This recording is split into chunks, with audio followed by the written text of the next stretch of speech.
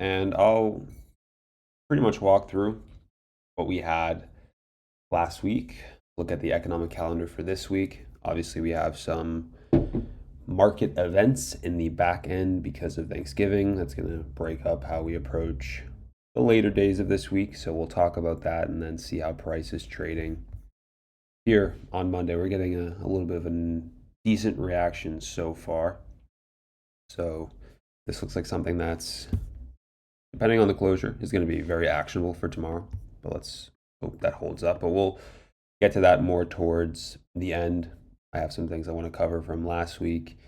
And as always, if you have any questions, you took some trades you had a question on, anything you want me to review, whatever it may be as I go, just throw it in the chat. I have it up on the side. I have a second monitor here so I can still see the chat as I'm going through it. And yeah, the bullish candle, whatever this is here. There you go. Almost very close to white, but not quite that.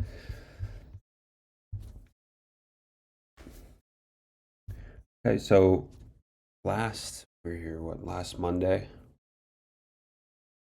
Thinking about what we were looking at here from the previous week close, and it's always going to be basically the exact same process of what did this previous week close show us? Is there anything going into this new week that we can view as directional? Meaning I want to see Monday confirm this direction, and then for the rest of that week, we can trade in that direction.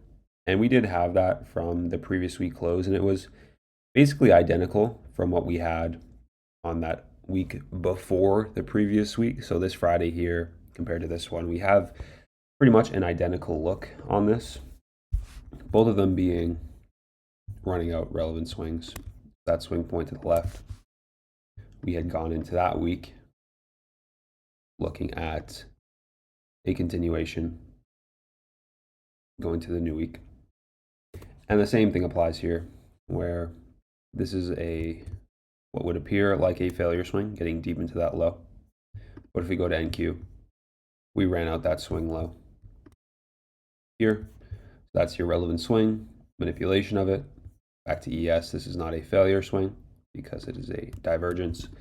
So we're going into that new week, definitely looking to seek that move higher. And we still have, which is a divergence when we're trading away from it, but we can use that as a draw if we are to trade higher. NQ has really proper framework for this. So going into Monday, using that day as our confirmation to that bias, because it's just an idea at that point. We're establishing ideas in what should happen, and if it does do this, well then now we're fully one-sided and we can go into trading that day. But we have this framework that we're working with. Inside of Monday, this is that idea. Let's see if this turns into a confirmation. And I've talked about this so many times, just when we have that potential direction going into that new week, I want to see Monday basically do two things, which is we have that invalidation point. So we know that this new week, I don't want it trading below here regardless, but ideally Monday, if it is to confirm this, either going to consolidate, meaning Monday's range did not establish a higher low that we can trade away from. And then on Tuesday, we can run out that Monday previous day low, create that low of week to expand off of, whether you're trading the reversal day on Tuesday or waiting for the continuation to follow.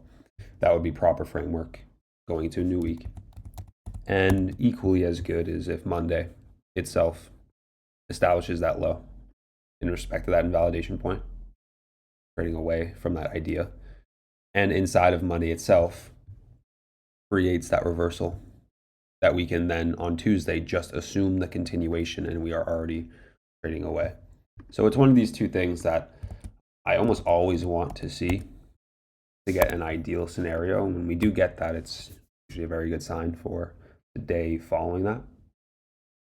And Monday does not do one of those two things. So Monday is our confirmation day, and it fails to provide one of those two looks.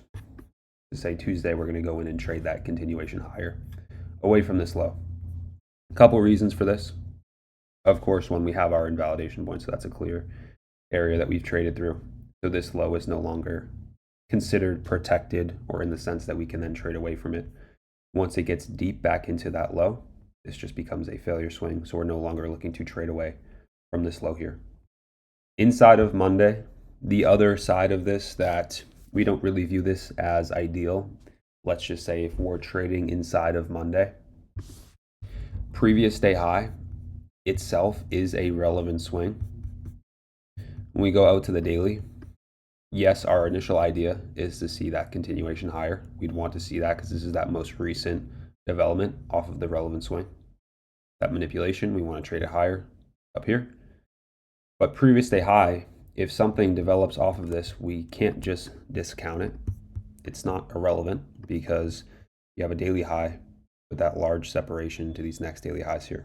So this in itself is a relevant daily swing.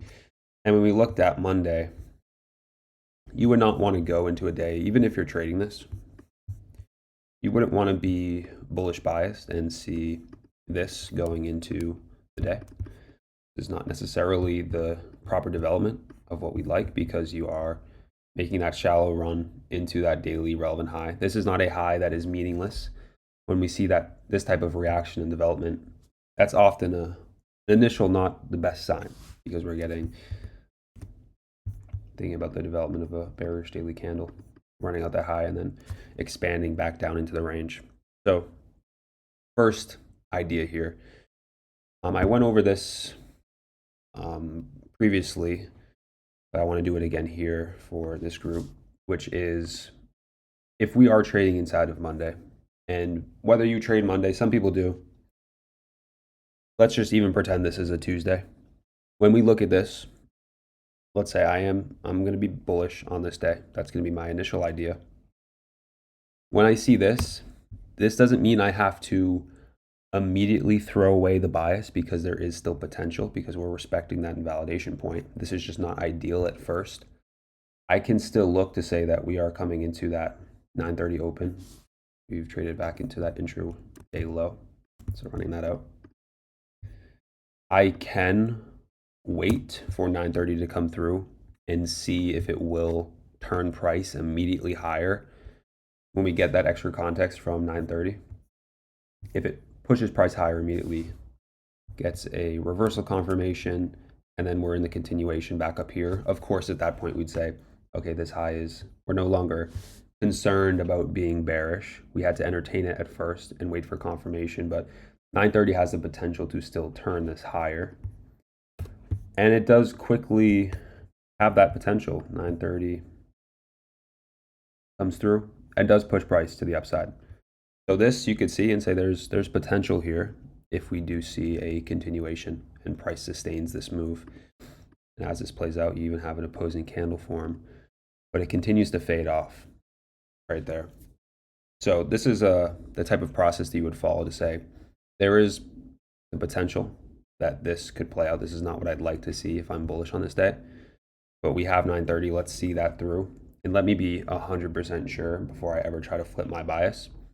And it makes an attempt at 930, fails to provide any continuation, breaks down, and at that point you would say, okay, this is over for that bullish bias. And you can see the rest of that day, especially when it gets that new closure below, begins to fade off, invalidating it. So that's just the idea that I wanted to share. For me, Mondays, I'm not tracking it intraday like that, but you will have days, and we've done these before, where we have to wait for 930 and track the invalidation like that. And it's just a common thing that you're going to apply across certain days. And we've had a lot of these similar scenarios before. Price not respecting 50% is a strict invalidation. Majority of the time, so there's a couple layers to the way you can do this. The most direct way is saying, let's say for this, so we mark out 50%, and right when we touch that, I mean, this is invalidated prior to that, but let's say price just opened up from that daily open and immediately just made that deep run. You can call this in a few different ways. Right when it hits that invalidation point, if you want to be fully mechanical, you can call that off and say this bullish bias is no longer in play. It invalidates that low, so I'm no longer looking bullish. You can give it a little bit more room in certain scenarios. So for example, if you had price make that run, but it barely went through it and then just immediately turns back up, usually I'll let that go. I'll give it a little bit more space. So it really depends how you want to approach it. The real thing with this is the reason we set an invalidation point, the actual logic behind it is for a couple of reasons. One is going to be the main one is that if we do make a move back to that invalidation point, it's assumed we've made a very large move from that daily open to get there. That's not a great condition for an expansion because expansion candles will make shallow opposing runs. It's also for one like this, where if we do trade back through that invalidation point, well, then we're creating failure swings to that low that we were previously thinking about trading away from. So that there would be, we're not going to trade away from the failure swing. That would also be invalidating this if it trades higher. So a couple ideas with that. What about weekly bias? Thank yous close below previous week low. Depends. Are we talking about this week, or are we talking about previous week? If it's for the upcoming week, I will get to that.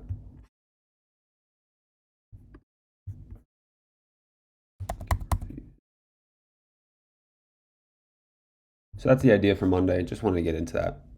Although for me, Monday is just lacking that confirmation. Obviously, it's trading deep back into that low. And we are then reassessing what our idea should be.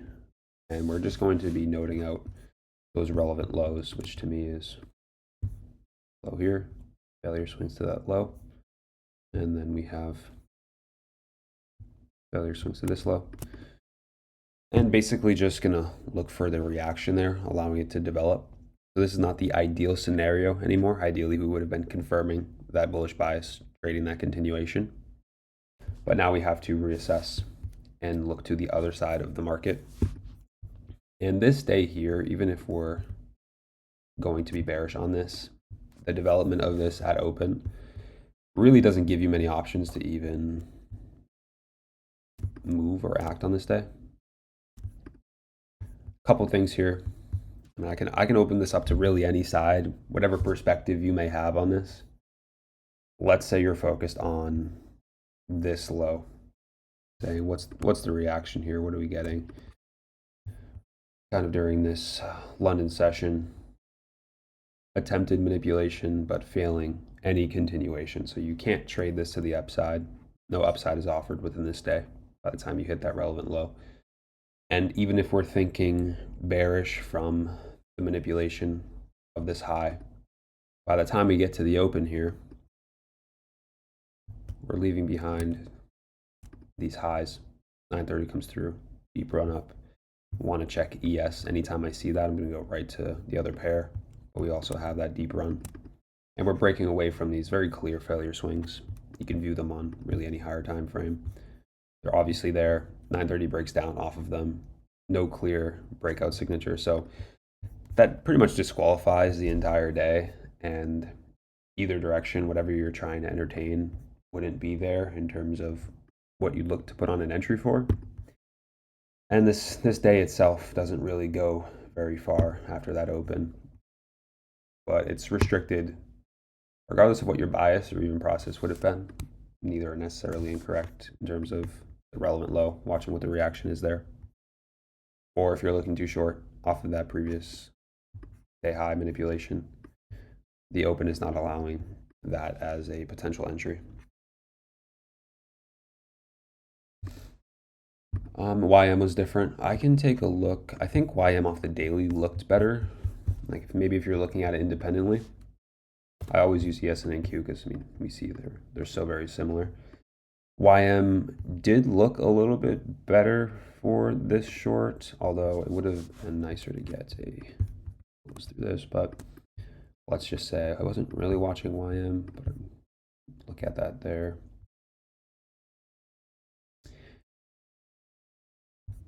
So I see that you have that 18 candle high Asia session. That would be your low. Attempted manipulation, close through. No, fair. Bearish bias, completely fair. Just depends what the open did. If you didn't have those failure swings, if you're kind of looking at this on its own, which you don't have. So yeah, I could see this as providing an entry. And 15-minute doesn't seem, I didn't look too. In a deep move, maybe 5-minute.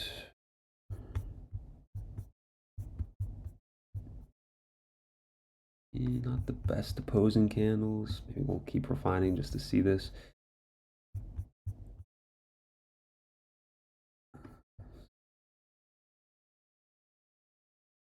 Yeah, it's not the best development of 930. You took the 4-minute.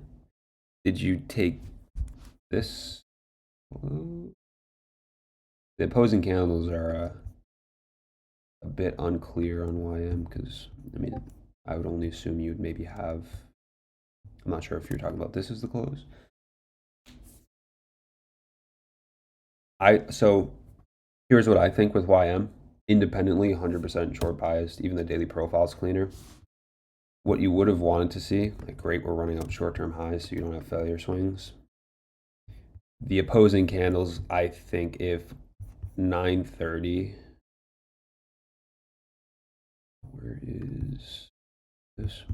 So this is 930 here, right about. 930 didn't make this deep run, these opposing candles, and you just had 930 comes up, forms the up close candles, and right below. Good closure and signature there. Very good entry, and honestly good top to bottom. It's lacking that a little bit. Couldn't really find anything across the time frames. Going 15.5, 4 here is a bit tough as well. That's probably the only thing, but I like the idea for sure. I can check DMs. I'm hesitant to answer DMs on Discord because I don't want people getting confused by fake accounts. But if it's something you can't put in the chat, then I'll take a look. Just don't, just be careful with Discord DMs. I'm not gonna, whatever. You know the deal probably. Enter 15-minute setups. It's exactly the same. So New York session, 8 o'clock and after. It is going to be the New York session, and that's where I'm going to be majority 15-minute and 5-minute.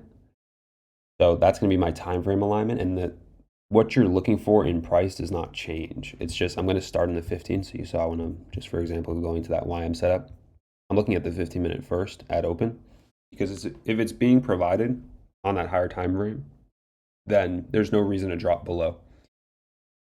Sometimes the 15-minute, especially when you get towards the open, maybe there's a news event, the volatility is very high. That may be too high of a time frame, so that's when you drop 5 minutes, see what the perspective is there. But the signature itself, what you're looking for, all of that does not change.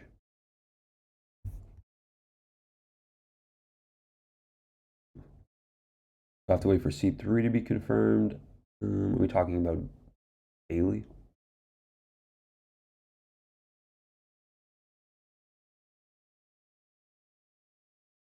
It would depend on the time frame you're talking about there. Also, I might define things slightly differently than T does, but need some more context on that. Keep getting links. Yeah, we added to the onboarding to like an alert on that thing, because I honestly think even if you join this group, somehow they like know that you joined and they'll DM you first. Which obviously we're not going to do that.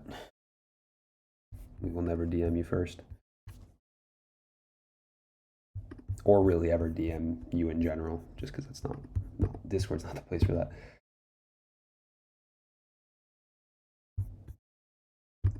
Okay, so YM, yeah, fair on Tuesday. It actually looks better top to bottom, just that entry.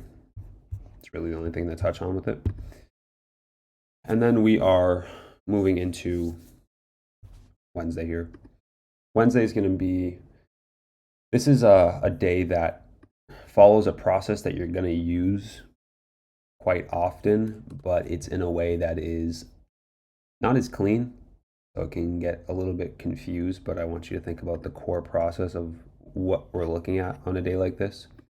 Because this week, did not have any really one-sided reactions until I believe Thursday at relevant swings, which is really what sets the bias in a certain direction.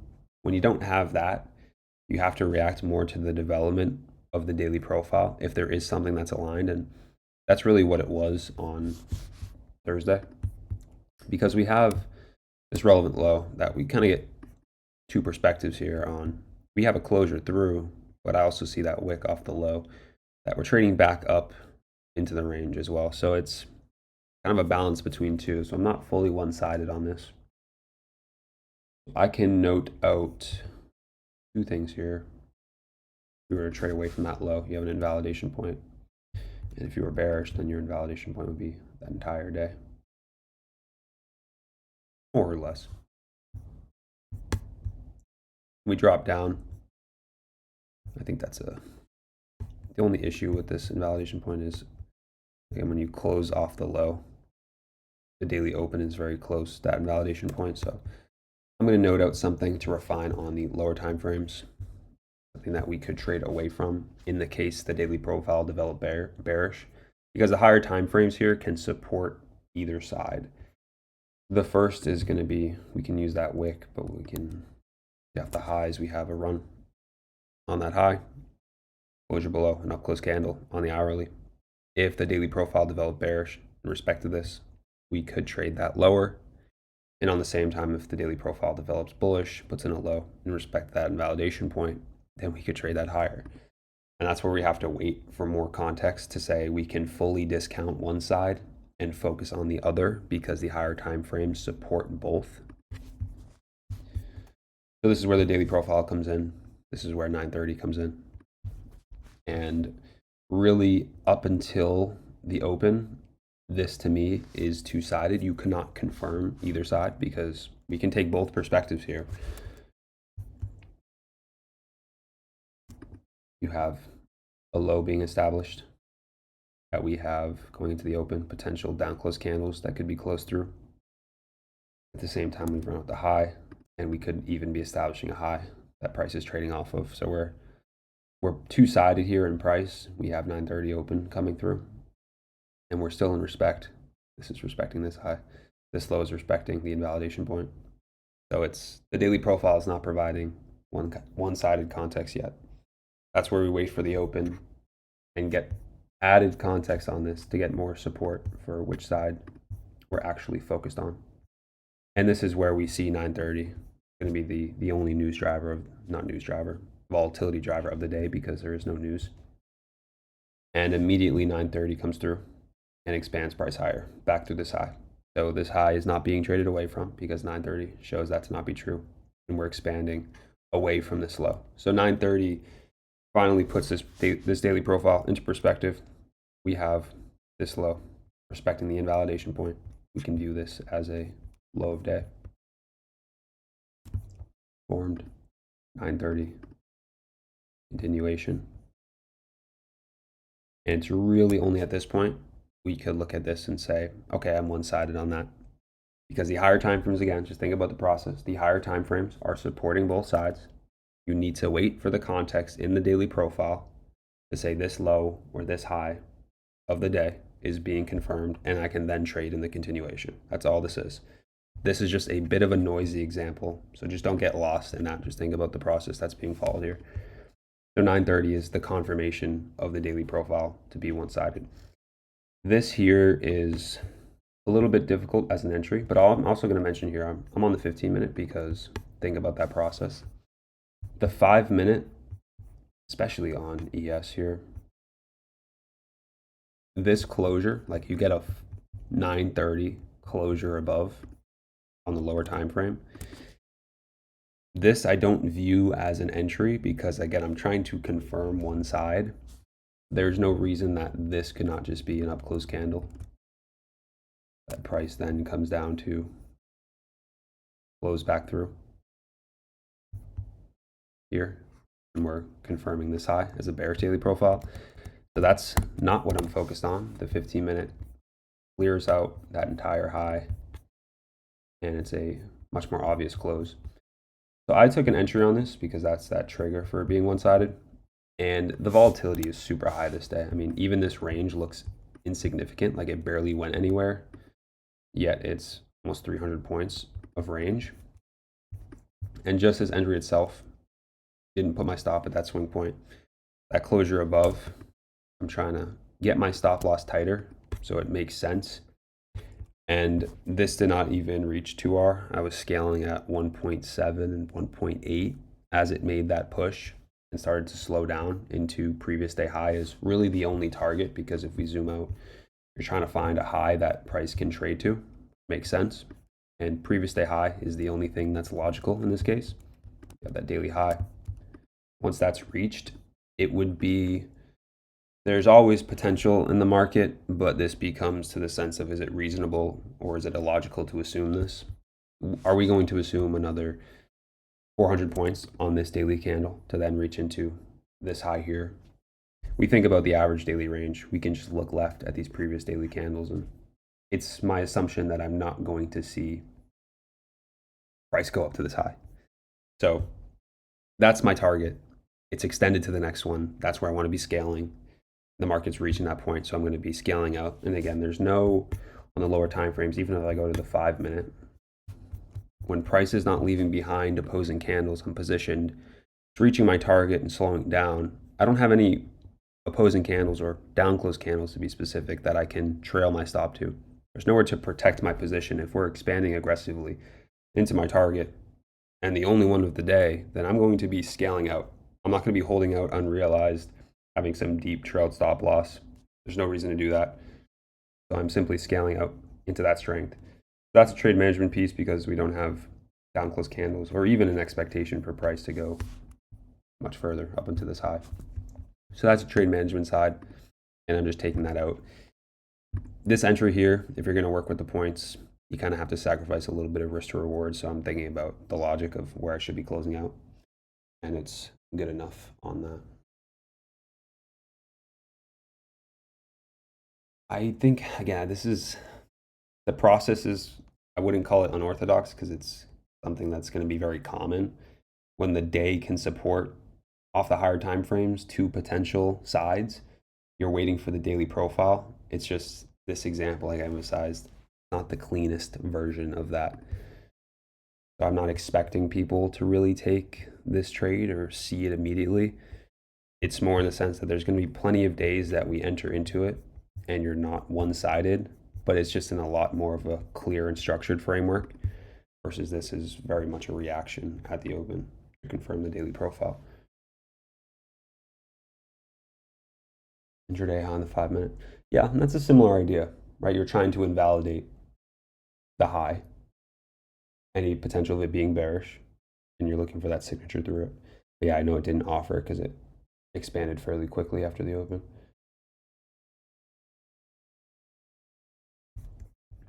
So that's Wednesday.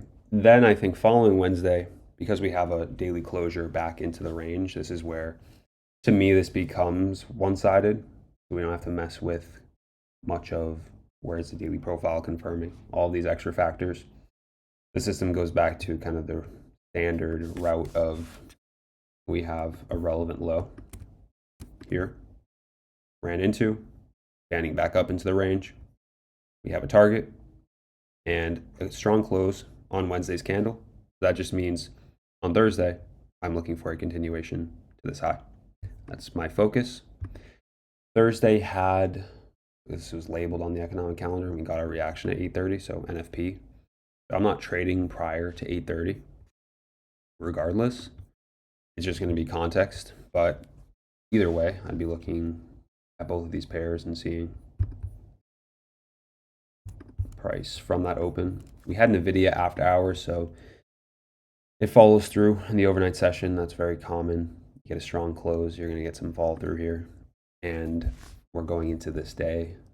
Again, 8:30, that news event pushes price even higher. And we have these opposing candles in that continuation that we were focused on.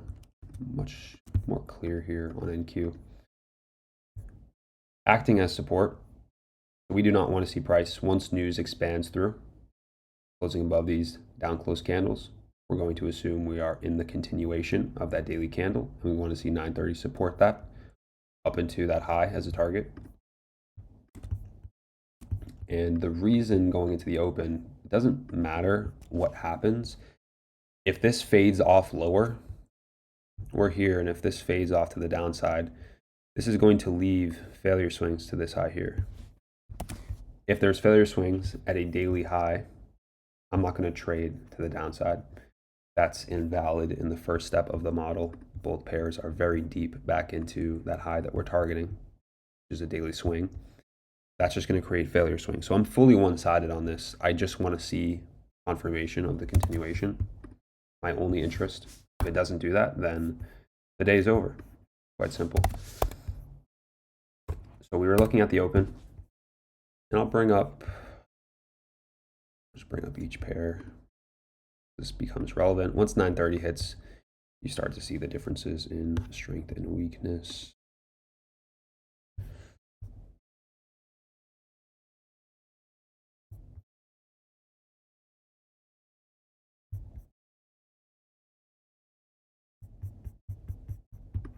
Zoom in here. What we see, 830, 930. NQ is weaker at the open because of the strength in YM. So YM immediately is the strongest pair going higher at open. That leads NQ to be a bit weaker. And I'd like to see if I'm going to go long. I'm not focused on YM. I didn't see any entry here regardless, so it doesn't really play a factor. I just know, just showing this to say that's the reason why NQ is weaker. Now that we know that, I'm going to get that off the screen because it doesn't really matter. And we're focused on NQ and ES. We're at the open. We're trying to see a continuation signature. And it looks kind of skewed because the volatility picked up after, but during that time, we have to zoom in a bit to drown that out.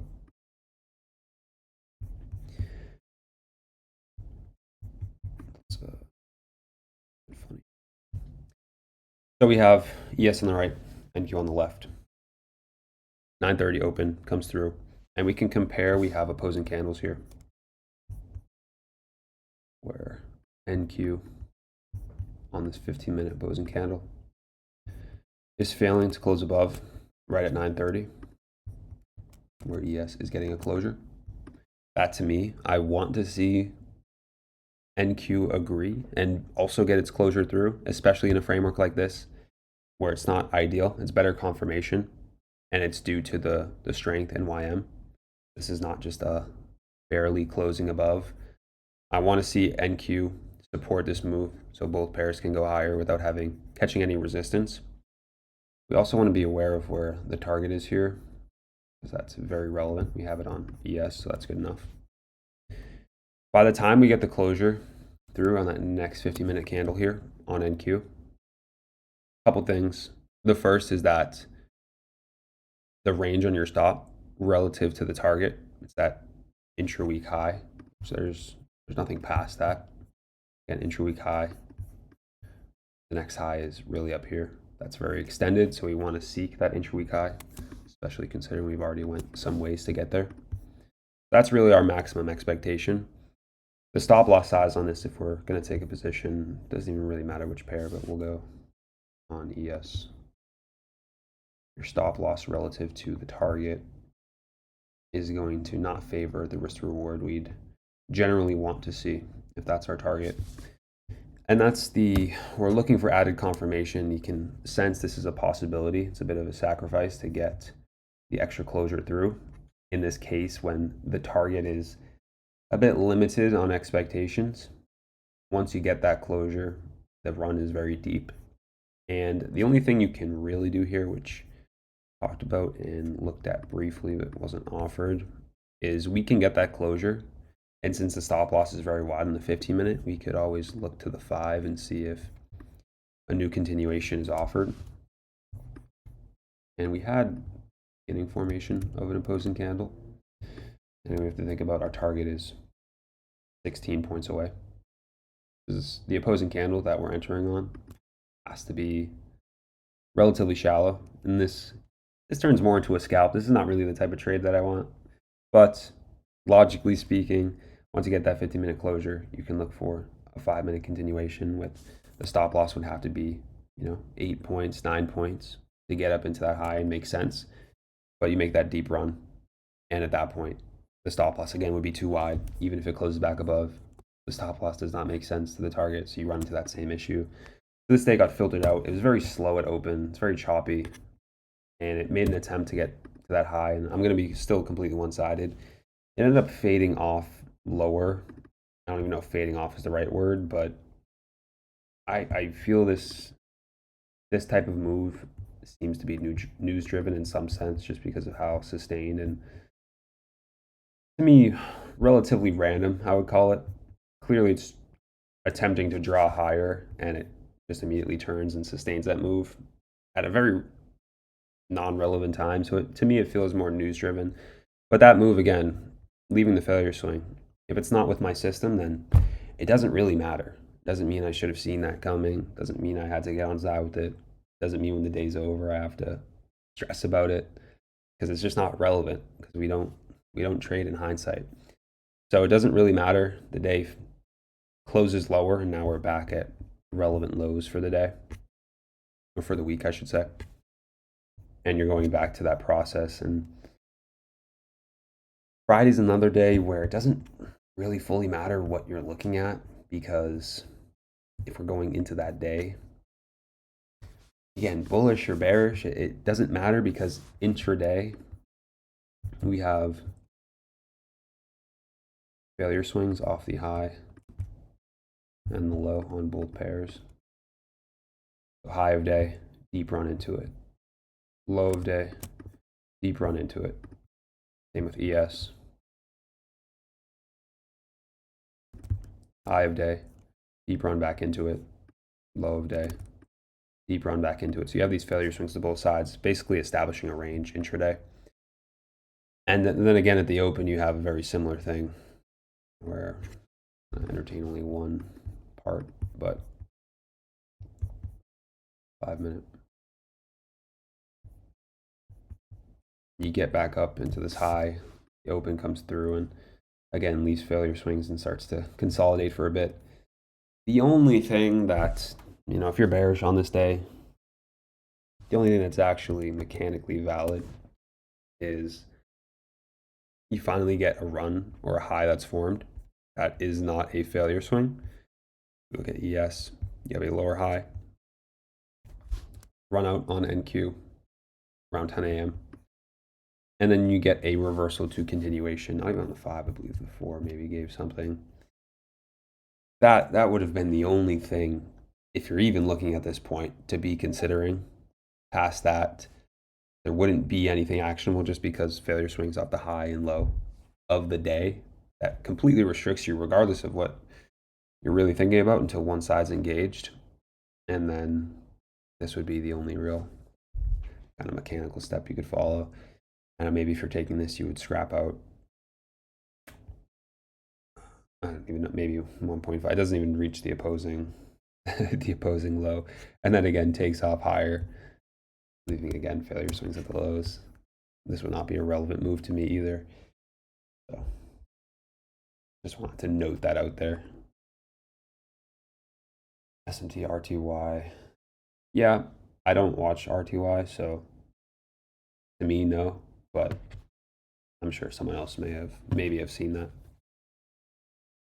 I just wouldn't be the person to say so.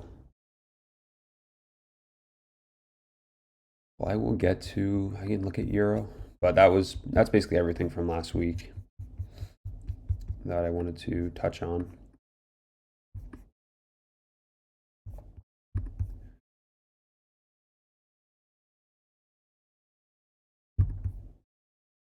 Looks like Monday's holding up. We can talk about this week. Let me see.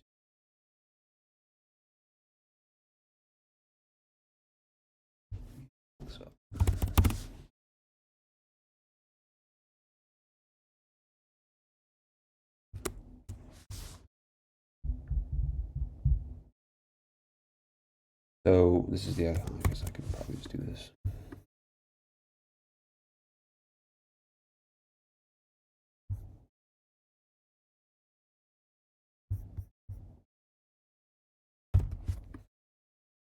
the economic calendar for the week.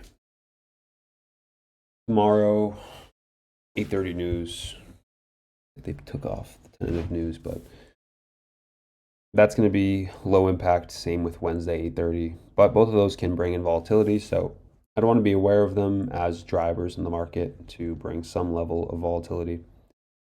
The extent can definitely vary, especially with these up here, but no specific rules in terms of I can't trade before or through these. You just want to know that they are there because oftentimes it's good to see the reaction they give, very similar to an open where it gives extra context. Then Thursday is going to be a day that breaks up the back end of the week because of Thanksgiving. That's what I looked. I forget every year, but I looked, and is it a little confusing on how they write it out, but it doesn't really matter if it's a half day, a full close day.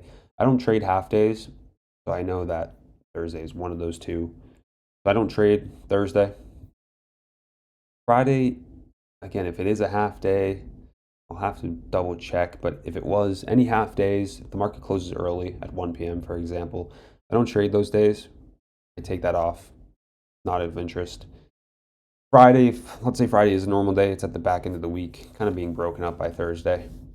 I may take a look at it, whether it's just for the sake of the lesson, or maybe I'll look at it anyways. Usually, when Thursday is a bank holiday, one that actually closes the market early or completely, I won't trade Friday either because it's just kind of tucked away in the back. So I'll still watch that, but Thursday should know. Thursday's no trading for me. I don't trade Thursday. So not even looking at the markets. Tuesday and Wednesday, know that there's 8:30 news. So Monday, Tuesday, Wednesday, completely normal. No reason to change anything there. Now with price, this is what I want to see, but to a certain extent, we look back. This is a bit wide, but it's just very defined that I'm going to pull it anyways. It doesn't really matter if you're using this low or just this low here. Both of them can be considered the relevant swing. Even better that we ran this out, but closing back into the range on Friday. Just like these, we're closing back into the range after running out a relevant low. Monday here is showing a level of continuation off of that, and we have these same highs up here. So if Monday closes like this, seems like it's sustaining a bit.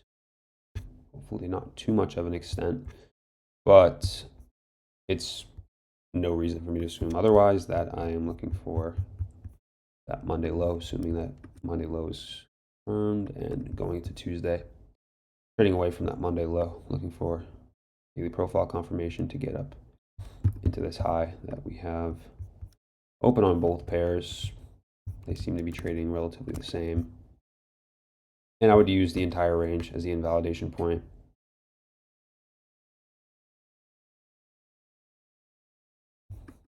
Fairly nice sustained move. Still have, there's still, what, 3 hours left in the day. Let's hope they're not as active as these previous ones. But yeah, it's very straightforward on this. I would be looking up into that high if we close strong on this. And I'd be wanting that daily profile confirmation to turn that into an idea, do something that's actionable to start seeking an entry. That would be the target, at least for now. So indices, we close like this, nothing changes. Very direct in what I'd be looking for on Tuesday and treating it like normal. Euro, I know someone wanted me to look at Euro. It looks like it's ranging to me. So just off the daily, looking at the current day, looking to the extremes. I check dollar. So if dollar was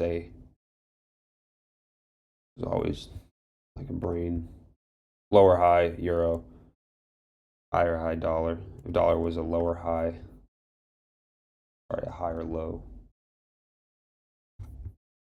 it's not a divergence. Is basically what I'm saying. So this is a failure swing, and we are trading back into this low. This to me is more reflective of ranged price action because when we look off the high and the low, this failure swings both sides, and that means to me is that I don't like to point out, does this low matter? Does this low matter? What about this high? We start to just pull from the extremes and say, okay, I know if it goes here, what it does matters, or if it eventually makes its way there, okay, I know that this high matters because we're working at the extremes of the range where everything else is just failure swings. So that would be all I'm looking at on euro, waiting for one of those two things to be reached. And you can keep an eye on dollar as well, although it's basically the exact same.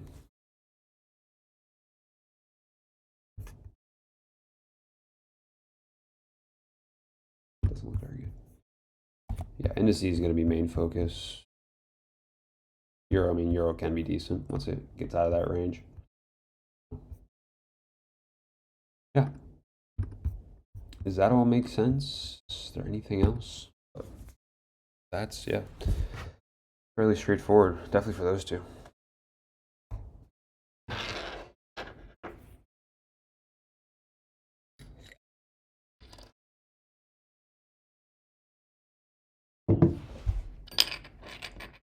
Now, I looked at gold there. I don't see anything very clear off the daily. I do kind of almost default back to calling that a range, but I can't look at this and feel very confident in a higher low here that's established. It's been really consolidating to both sides.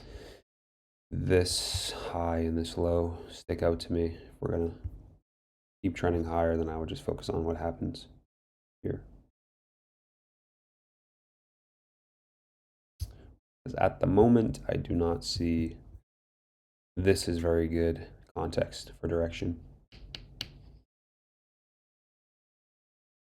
If today wasn't Monday, it would take an entry pre 9:30 to be valid. I can take a look. I mean, it's curious because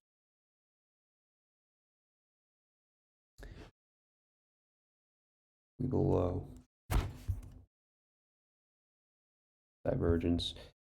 So you can pull this as the, you see this wide series because you did establish a new low here. You can use this as the series of down close candles for the reversal confirmation. Now the question,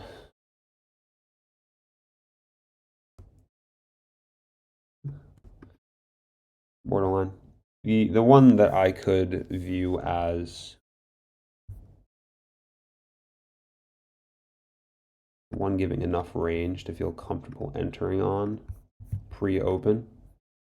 Like I look at this and relatively speaking, we are retesting the reversal confirmation. So this is a confluence because you're respecting opposing candles that should not be traded back to and then closing back through.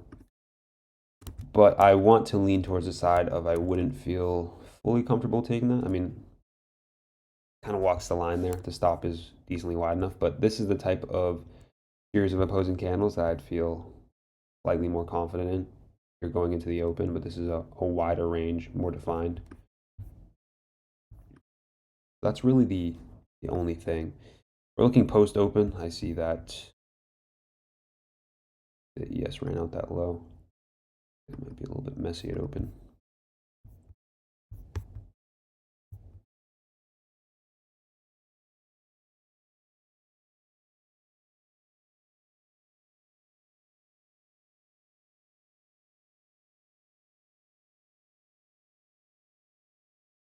That could probably be the only thing after open. Got 9:30 here. Divergence. Closing above. But I mean, you can also see the potential that, if you're positioning on ES, I think at this time, anything really significant, pulling a difference, look relatively the same in terms of strength and weakness. Usually default to NQ, but now I'm also trying to look at open, which is stronger. We have, I think, YM. YM immediately dropping it open. That means NQ is going to be the strongest. Popping up. Put your focus there. So there's a couple potential entries on this if you're looking at trading Monday, which again is not incorrect. It's not incorrect to trade Monday. It's just a preferential thing. This is the type of framework where you do go into Monday more directional. Instead of Monday acting as a confirmation, this daily closure for the bias, the daily profile becomes your confirmation.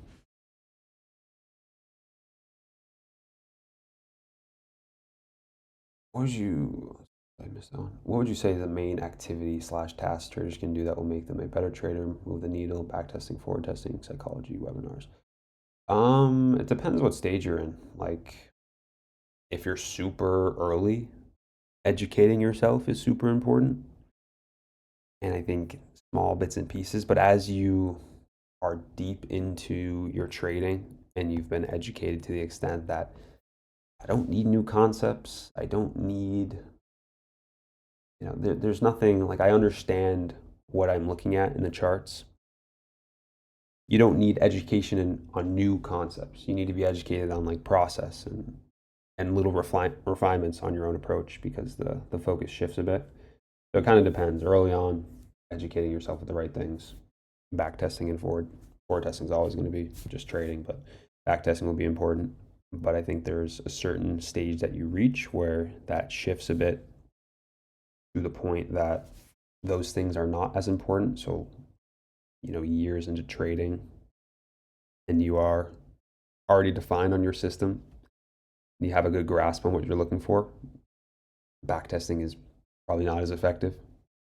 I'd rather just watch the live market, be as active in that as possible.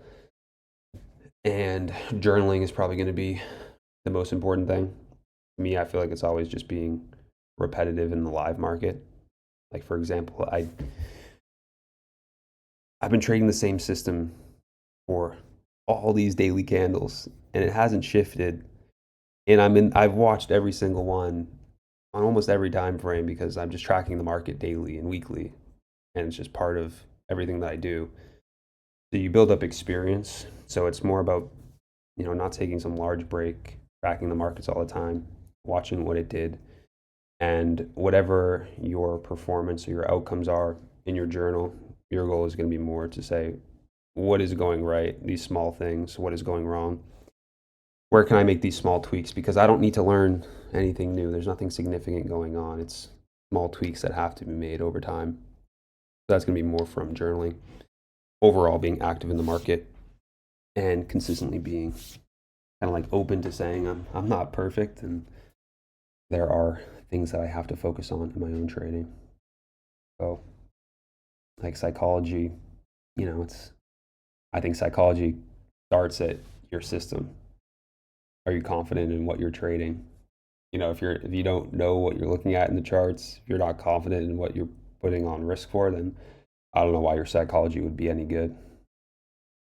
Kind of like false confidence.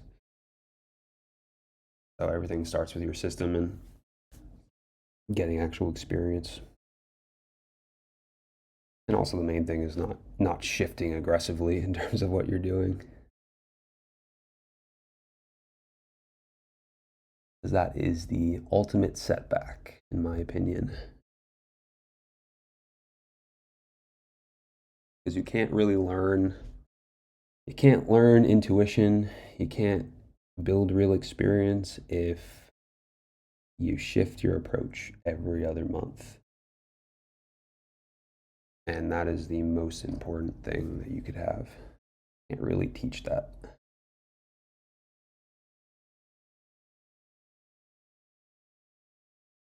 No, I can reach that relevant high on GC. I would just say that's if it continues to trend there as it is going higher, that would be the high I'd look at.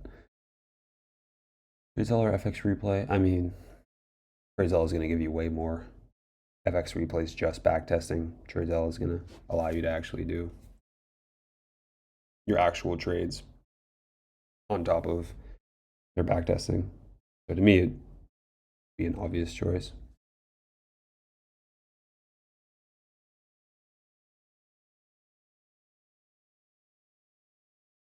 I don't usually look at YM. Curious if you could talk about the relationship between YM, NQ, and ES. Not mistaken, you started using, stated you would take NQ based on what YM does in the example before.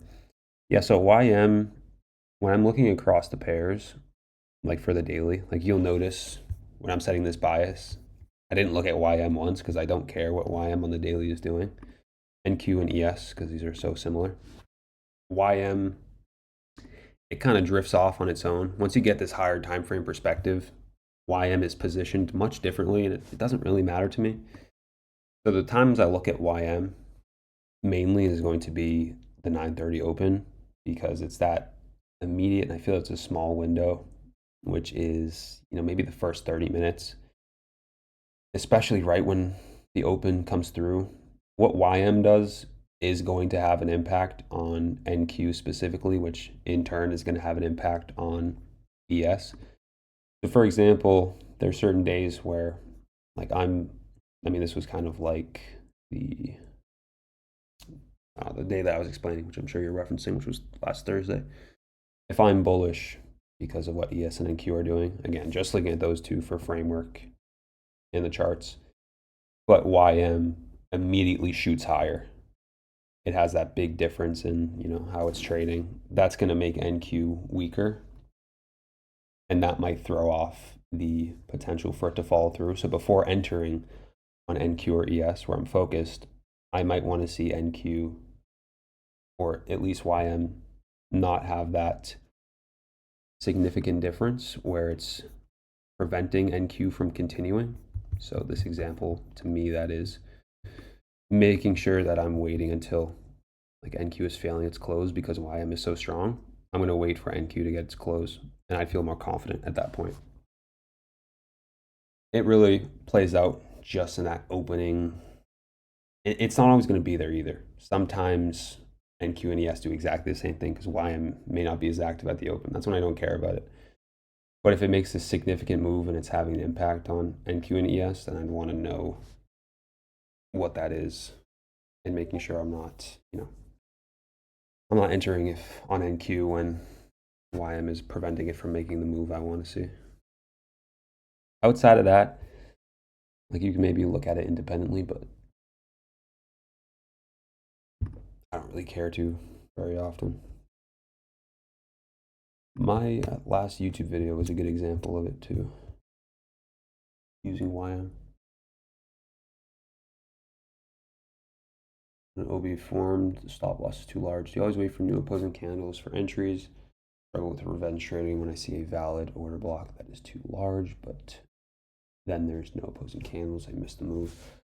I mean, if it's really a wide stop loss and it just doesn't make logical sense to take it, then your main approach is likely going to be waiting for a new signature to form after that. And if it doesn't provide that entry following it, then it just is what it is. It's just, it's not your fault that the stop was too wide and it's illogical to take the trade.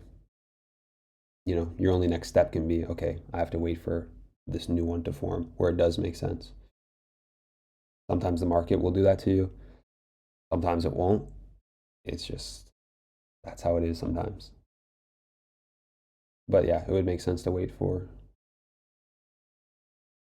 new signature.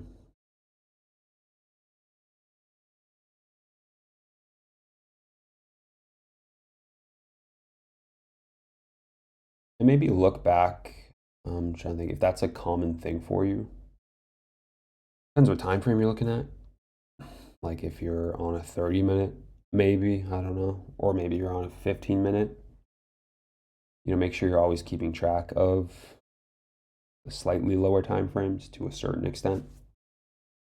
Because there are cases where maybe the 15-minute, the market's just moving too fast. And the 15-minute or the 30-minute, just for general example, maybe too high of a time frame. That's why we have the option to refine it. You always just start top to bottom. Gold are you comfortable trading away from 18th of November this year? No, this is where I lean more towards just viewing it as a range. Look at this. Maybe we can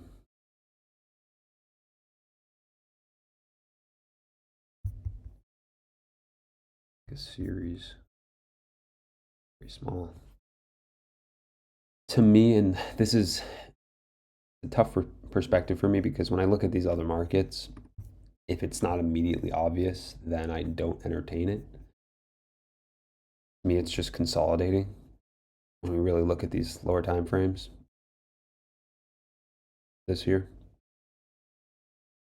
you could have said this at any point. It should have turned higher, but it's making deep runs in both directions. So I would feel more confident waiting one of these two highs or lows. When I don't feel sure, I go to the extremes and just wait for that to happen. So I would focus on those two.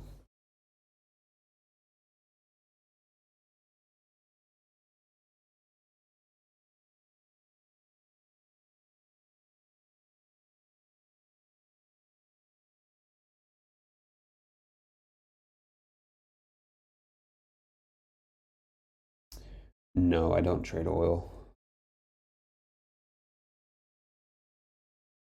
Not a fan.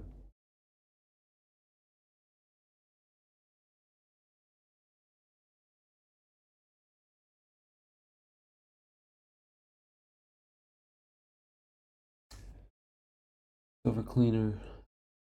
I mean, silver, I'm going to have a similar idea for silver, but just chart wise, this looks better because you have a clear swing low manipulation. Like based on the chart, 100% could look at a continuation versus gold. This more looks like a consolidation to me.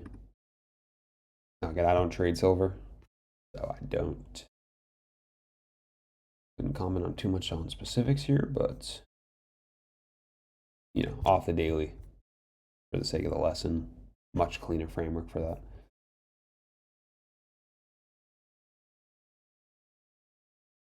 Went through that, but it will be strong close. I'm looking for a bullish daily profile to the highs. So it would be looking to the upside. Bias bullish today. Do you ever look at the top wick of the daily candle to form at the end of New York if it hasn't yet? Personally, no. Yeah, so I mean, fair question. Yeah, I don't trade the fractal model, but I wonder what T would say because I know he may have a different answer, but I don't look for that type of move. It's kind of countering the direction of the daily candle. PM session, so a bit late into the day. I feel T, I mean, I know T is much more focused on early New York session, but I'm sure he'll have an answer for you. He has a migraine today. I don't know if he's looking at the chats, but he'll eventually get around to it. Zero expectations. I mean, I guess you can have a general range for expectations per month or per week, but you can kind of only, like after you trade the model, everyone ends up with different frequency of trades, depending on the person. But I wouldn't say I expect X amount per week. Definitely not per week or per month. Because if you set that and it's falling short, are you gonna either actively or subconsciously try to reach those things if the market's not offering it? You can kind of only take what the market gives, but I can say like on average, just taking trades, find very slow weeks are like one trade, maybe two. Good weeks are three, maybe four. You fall somewhere, as I do, somewhere within that each week.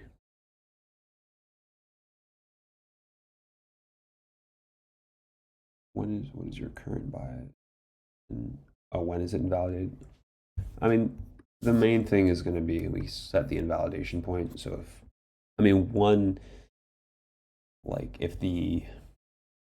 if this daily candle doesn't close strong, let's say it just closes, back into the range, it wouldn't be the greatest look for the upside.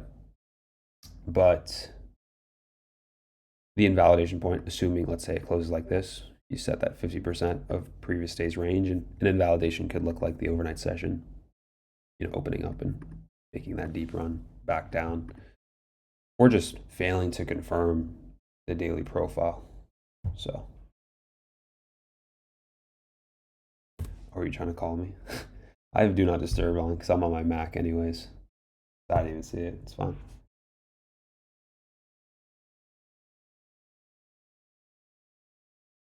Hopefully it's good news. Or is it bad news? Oh, good. Okay. Can you touch your TP? Surprising. Can you touch your TP on exits, specifically whether to go for 2R, swing high, swing lows? If so, which time frame do you look at those? Yeah, so taking profit, exits, it's kind of, it depends how you want to approach it.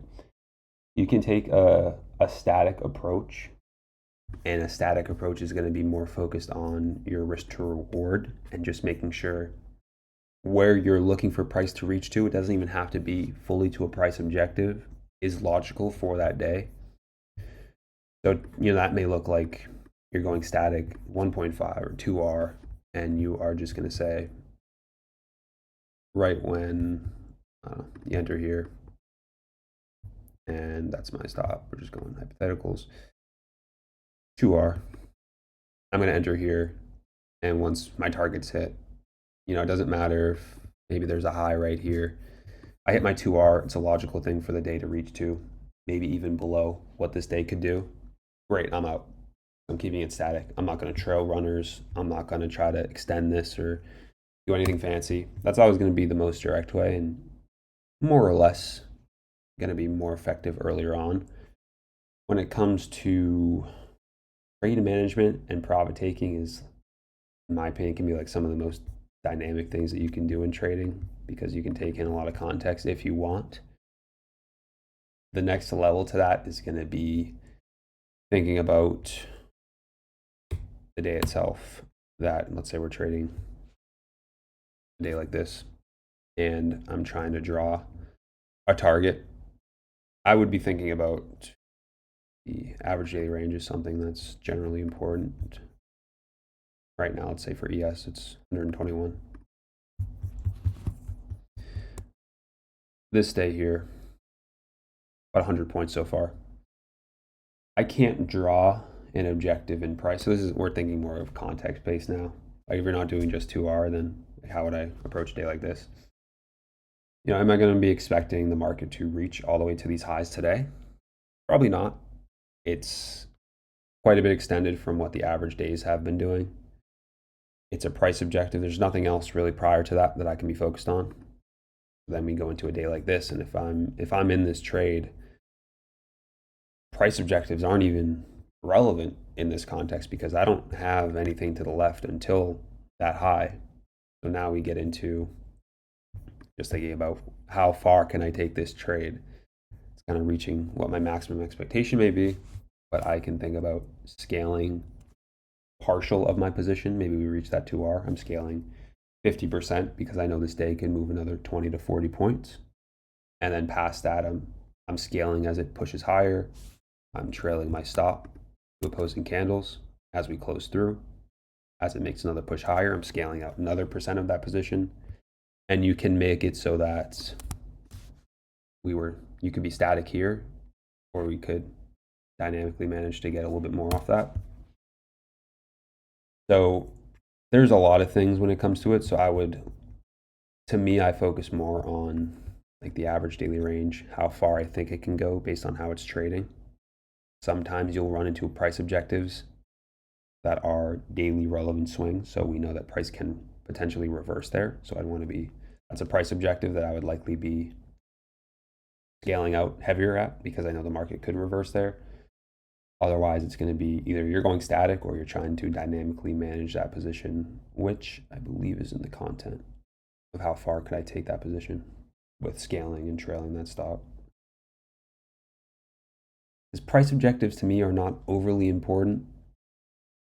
If it's within an expectation for the day, like if it's not a daily relevant swing, the market can reverse, then you can scale there. It's a target, but it's not overly important as long as you're capturing your risk to reward.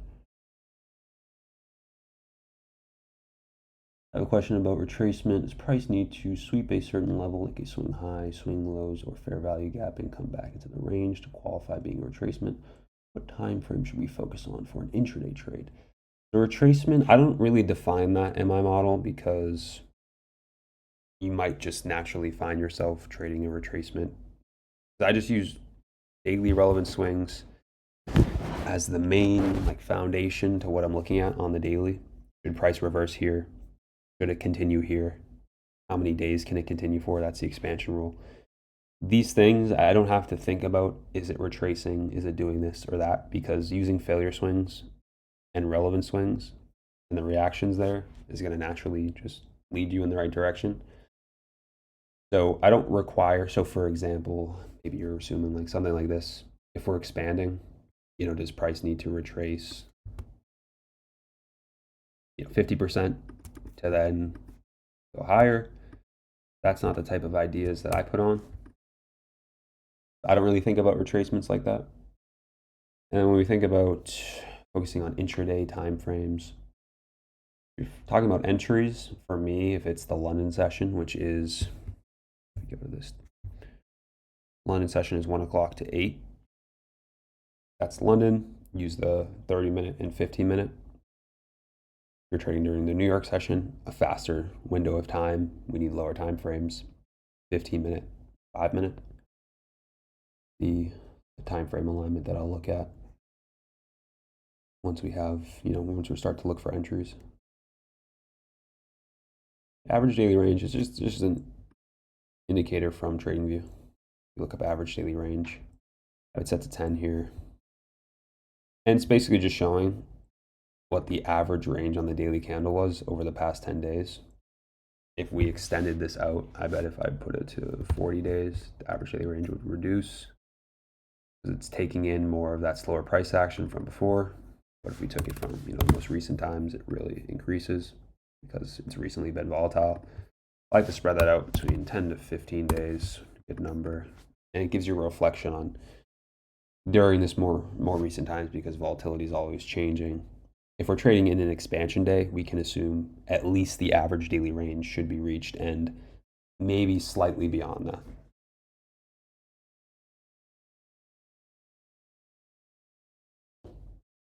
And I can use that for targets, expectation, things of that nature. Average true range, I'm not sure how that differs. I've heard of that before, but I don't really know what it is.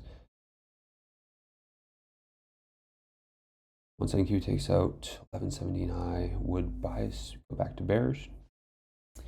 No, not immediately. It would, again, depend what it did there.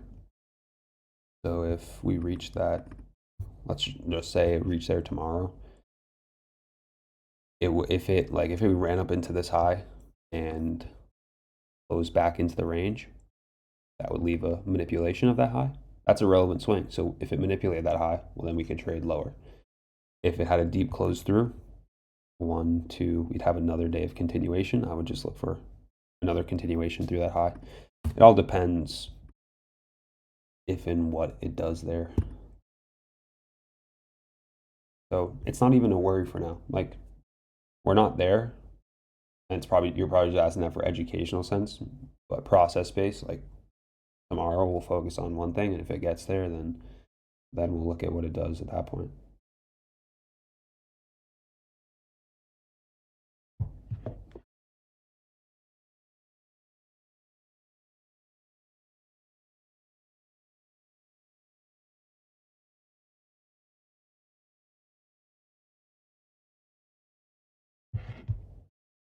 Yeah.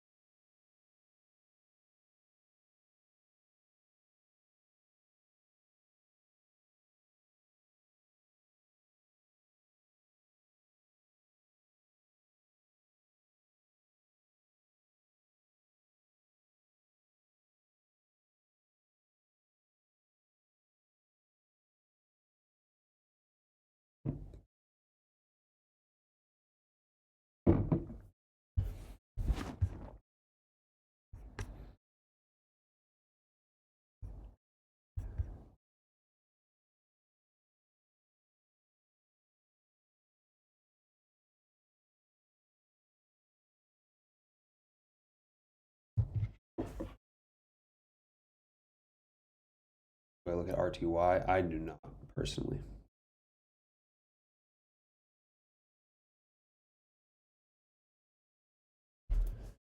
Mainly ES and NQ.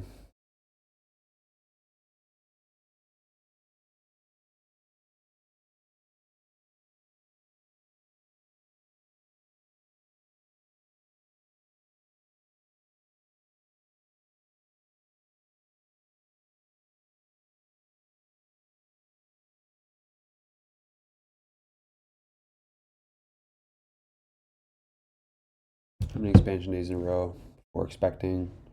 New phase of price.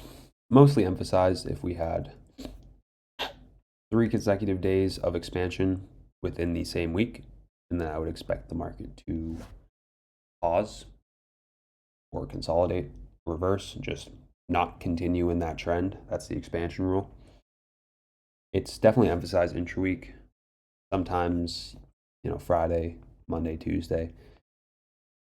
I still entertain it, but it is definitely mainly intra-week when that happens.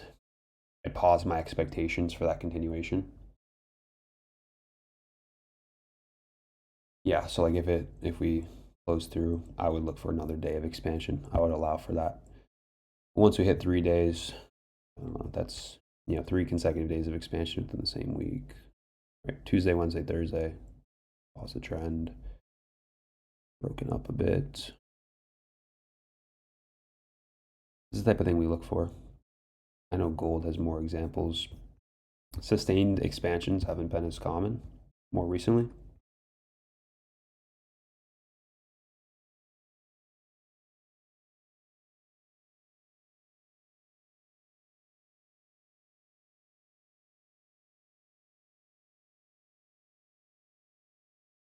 But yeah, it's definitely a very strict rule for me when I do see it. When you get those 3 days of expansion, I do pause because it's been overwhelmingly consistent in seeing that market trend stop, and whether that either for that day is just a consolidation or it creates an opportunity on the other side of the market, then either way is fine. Got into trading. I mean, 2020, I was into. I mean, I guess before that, I was on like a custodial account. That shows my age a bit, but investing in stocks because I was urged on to do things like that, and it's fun to move money around and not a lot of money. I was young, but doing that and then investing, especially in those times, not hard. Anything you buy eventually works out, so it's cool to make a little bit of money. But once COVID really got deep, I had, I guess, the main driver. I don't know if I've mentioned that, but I played hockey my whole life.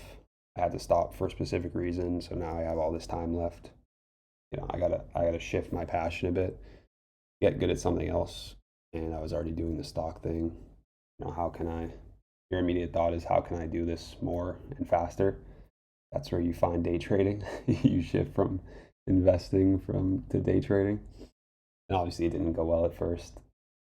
I uh, I did that. I made my first options trade, loaded up a TD Ameritrade account, put on a. This is before I even knew how to. I was learning how to open a trade on that first trade, and this is before I even knew how to close the position. I put in, I think the total position size was close to 5,000. I was like, oh, this is great. This is going to go perfect. I don't even know about expiration dates. I just opened the trade. I remember it immediately shot up to like 500 in profit.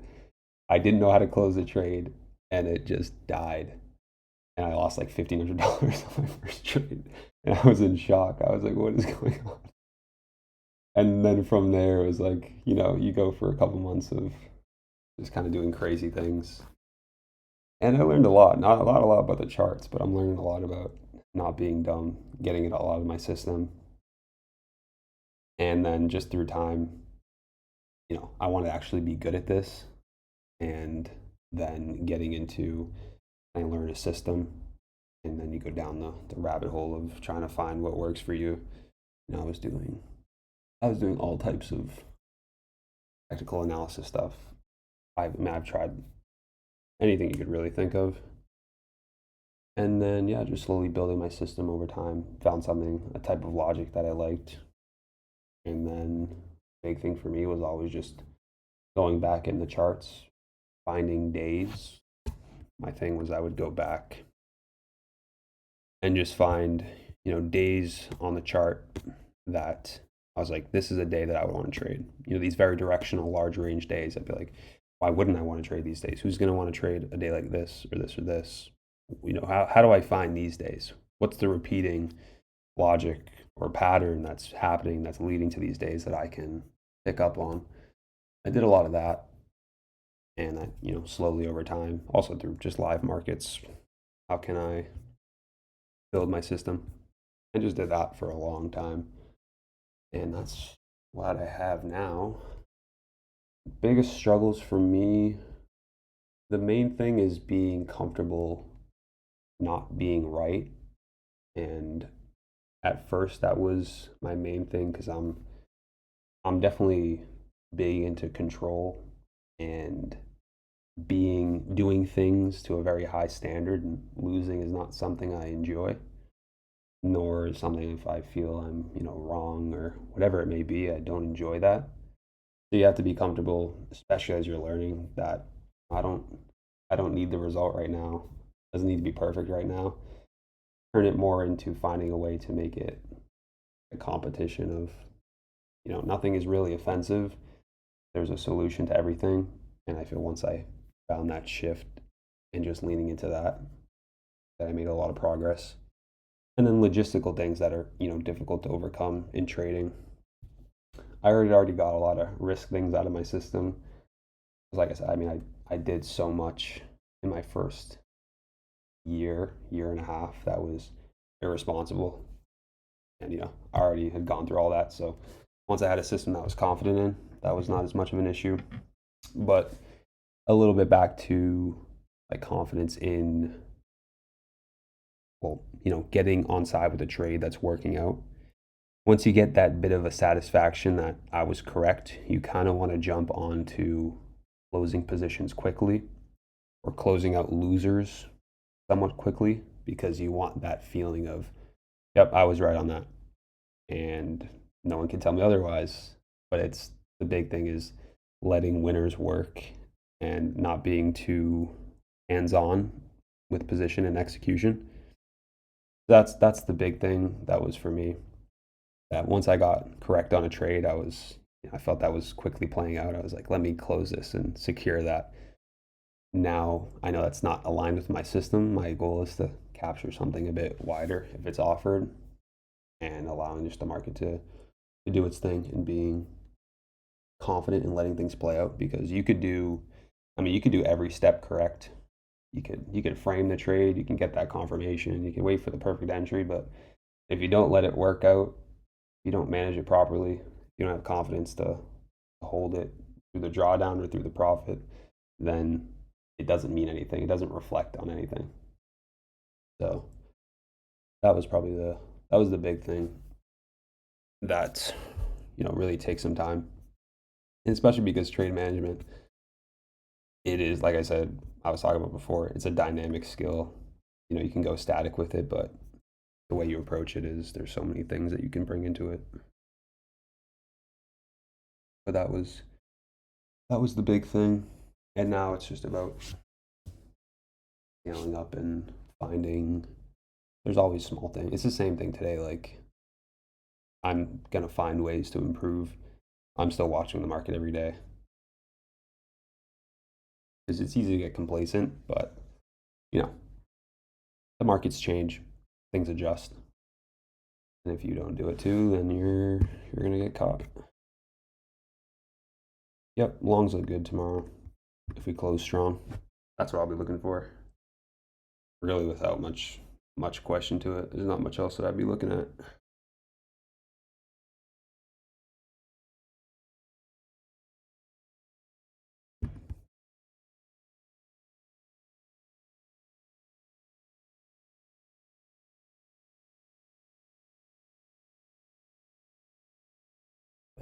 Back in production. Notice close to succeeding in trading. Can't bring myself to look for a new job. Like it will quit immediately. Yeah, it's tough. I don't. That's one thing I don't have is the experience with things like that. The way that the timing for me, but I am always a believer in. I guess this is maybe my more conservative nature is having something to fall back on. Like if I don't like feeling unsecure. That makes sense. I think that's tough for trading.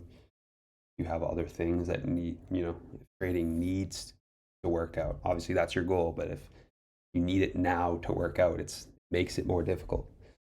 So, if I had a certain circumstance, speaking personally, I would always find a way to have something that I could fall back on to some extent.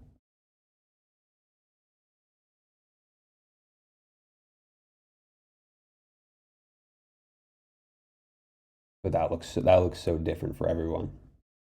It's not a universal thing that could apply. How do you manage or allocate trading profits? I mean, percent of it has to go to taxes. Quarterly, you have to do that at least. The rest of it, I just invest. I don't do it personally. I have someone that helps with that. So, majority of it, I don't like to just sit with cash. Depends if I have other plans with it.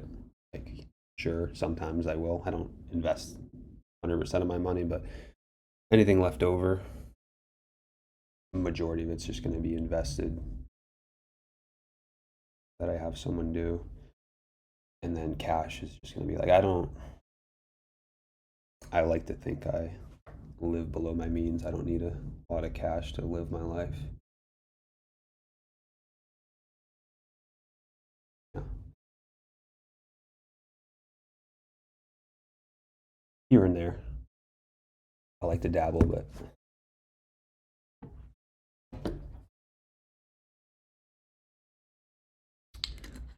it depends. I don't trade a personal account, like a compounding account. I always look at it as dollar risk. I mean, props definitely is a scaling thing. That's a different story. But putting it back into an account, I only really care about covering margin and then what am I risking in a dollar amount per trade. And that's progressing over time. But beyond that, some people will take the compounding route. So that's kind of like I'm keeping it in my account and growing it over time. Or if it's the prop route, you're pulling profits and then buying more accounts to create more capital in some way.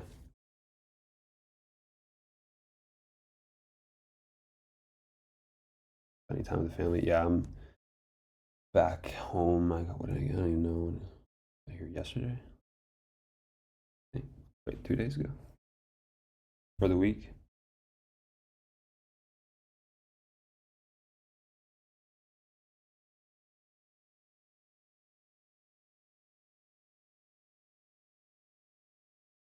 Going back tomorrow. Yeah, get a little bit of a break.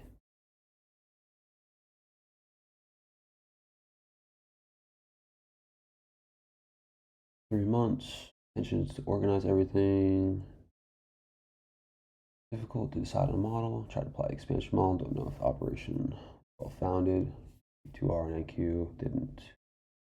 Wasn't the best option. Only noticed that the 8 o'clock candle will give an expansion. But the SD on the 1 hour and 4 hour.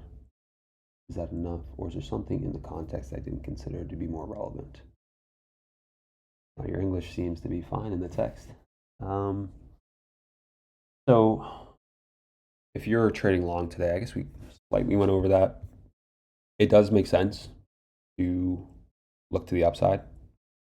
Now, the context that I would be pulling, because you're going to start daily time frame first, is relevant swings. Where are they? This is that clear low. We have this on both pairs. This is what we had noted out. Relevant low, because there's an extreme here that we would focus on. Drawing that out. What did price do there? Running out that low, expanding back into the range.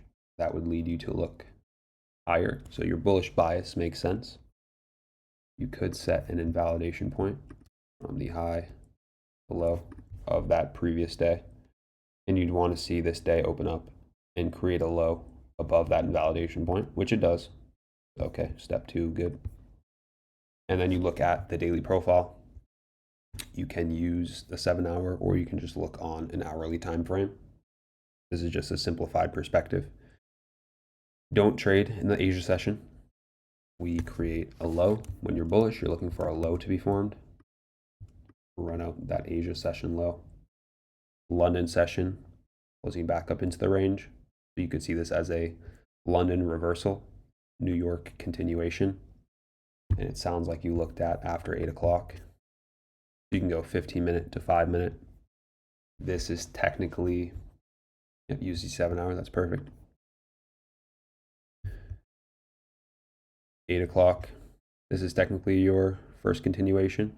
Have it on ES. You have it on NQ as well.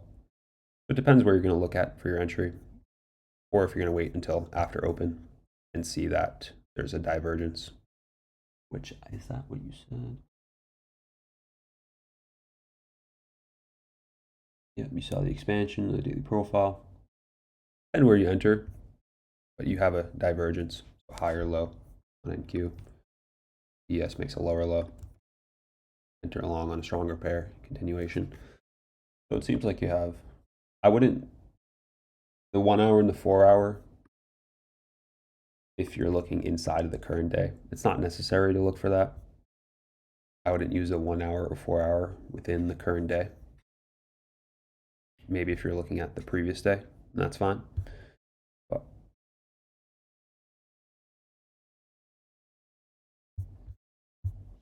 that would be the kind of core steps of it.